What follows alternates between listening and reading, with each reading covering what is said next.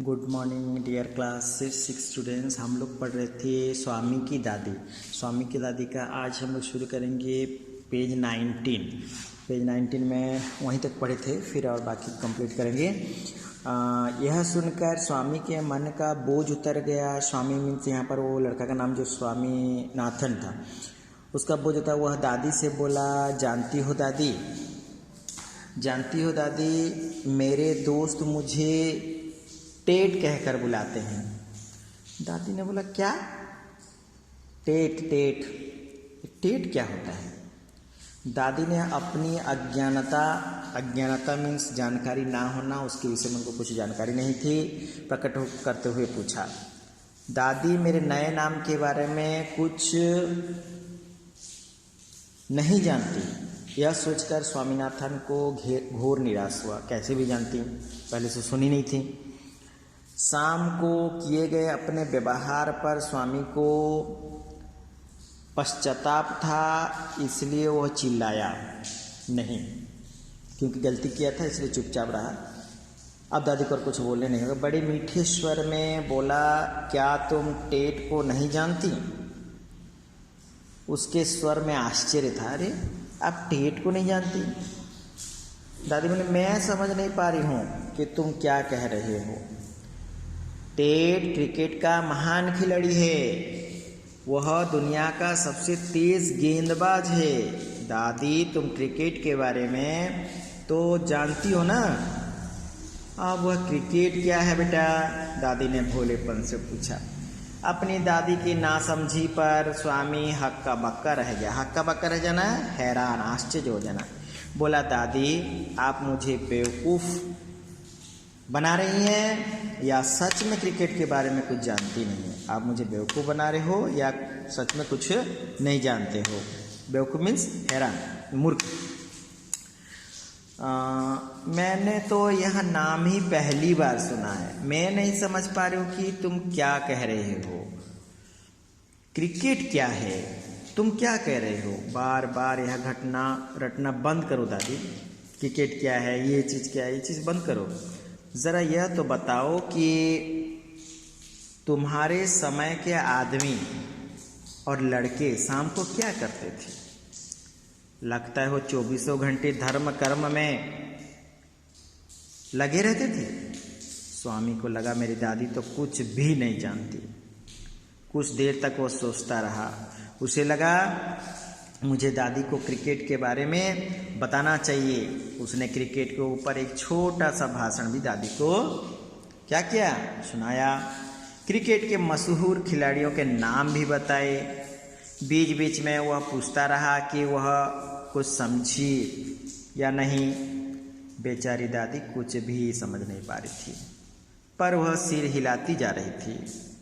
अपने पोते के ज्ञान से वह आश्चर्यचकित थी। इतना ज्ञान है इसको। उसने MCC के बारे में भी दादी को समझाया। जो जो समझाना चाहे समझाते जा रहे हैं। अपनी टीम के बारे में उसने कहा कि राजन ने हमारी टीम पर सैकड़ों रुपए खर्च किए हैं। बैट बॉल खरीदना सभी के बस की बात नहीं है, बहुत पैसा लगता है उसमें दादी। उसके पास बहुत सारे रुपए हैं। उसने यह भी बताया कि हमारी टीम की जानकारी सरकार को भी है। तुम देखना, हम मालगुड़ी के तो सारे मैच जीतेंगे ही। मद्रास के खिलाड़ी भी हमसे जीत नहीं पाएंगे। अपनी टीम के बारे में एक महत्वपूर्ण खास विशेष बात बताते हुए स्वामी ने दादी से कहा कि हमारी टीम में चुना जाना बड़ा कठिन है। छांट के खिलाड़ी लोग उनको लेते हैं, ऐसे नहीं ले लेते। स्वामी के पिता उसके छोटे भाई को गोद में लेकर पीछे ही खड़े थे। उन्होंने पूछा, यह क्या भाषण सुना दे रहे हो स्वामी? मुझे भी तो बताओ। पिता की आवाज़ सुनकर स्वामी घबरा गया।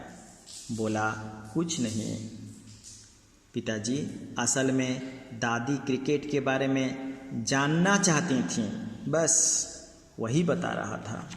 अच्छा, मुझे नहीं पता था कि माँ क्रिकेट भी समझती हैं।